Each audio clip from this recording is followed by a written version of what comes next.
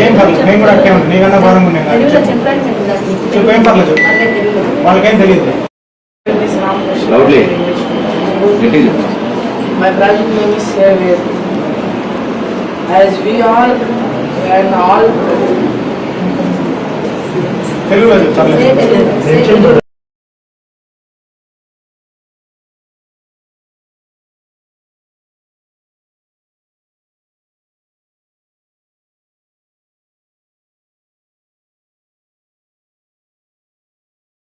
Ramakrishna English medium స్కూల్లో social studies ఎంపోరియంకి నన్ను ఆహ్వానించినందుకు school management వారికి, ముఖ్యంగా గౌరవనీయులు శ్రీ చిల్లర శశిధర్ గారికి నా కృతజ్ఞతలు.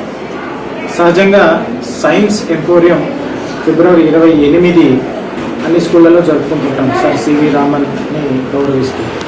సోషల్ స్టడీస్ ఎక్స్పో అనేది చాలా అరుదు, నాకు తెలిసి మొదటిసారిగా జరుగుతుంది. సోషల్ స్టడీస్ ఎక్స్పో అనేది దాని ఇంపార్టెన్స్ చెప్పాలంటే మీరు అనుమతిస్తే ఒక కథ ద్వారా చెప్తాను. 5 పిల్లలు, 3 అబ్బాయిలు 2 అమ్మాయిలు, అన్ని తరగతుల వాళ్ళు ఉన్నారు. OC, BC, SC, ST, minority. ఒకళ్ళకి సైన్స్ అంటే ఇష్టం, ఒకళ్ళకి సోషల్ అంటే ఇష్టం, ఒకళ్ళకి లాంగ్వేజ్ అంటే ఇష్టం, రకరకాల అభిరుచులు. 20 ఏళ్ళ తర్వాత ఒకరు ఆ జిల్లాకి ఐపీఎస్గా వచ్చారు, ఎస్పీగా. ఒక అబ్బాయి ఆ జిల్లాలో, ఆ ఊళ్ళో మంచి కాలేజీలో లెక్చరర్గా పనిచేస్తున్నాడు. ఒక అమ్మాయి ఆ ఊళ్ళో మంచి డాక్టర్గా పేరు తెచ్చుకుంది. మరొక అమ్మాయి మన గౌరవనీయులు శ్రీమతి జానకి గారి లాగా కార్పొరేటర్ అయ్యారు. కార్పొరేటర్ అవ్వడం అంటే ఒక డివిజన్లో 1000 కుటుంబాలు ఉంటాయి. రకరకాల సమస్యలు, విద్యా సంస్థలు, ఆరోగ్య సంస్థలు, బిజినెస్ సంస్థలు, బిజినెస్, ఎడ్యుకేషన్, మెడికల్, రోడ్లు, చాలా ఇవన్నీ సమన్వయం చేసుకుంటూ అభివృద్ధి చేసుకుంటూ వెళ్ళాలంటే సోషల్ స్టడీస్ అనేది చాలా ఇంపార్టెంట్. సోషల్ స్టడీస్ అంటే ఆల్ ఎన్కంపాసింగ్. సైన్స్ అంటే ఒక స్పెషలైజ్డ్ ఫీల్డ్, సోషల్ సైన్స్ అలా కాదనమాట. అంటే ఒక 20 ఏళ్ళ తర్వాత రామకృష్ణ స్కూల్లో కూడా అలాగే జరుగుతుంది.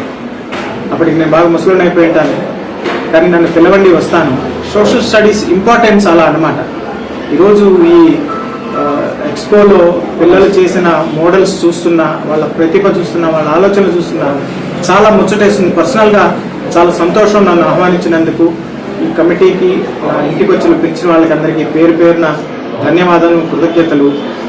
జై హింద్.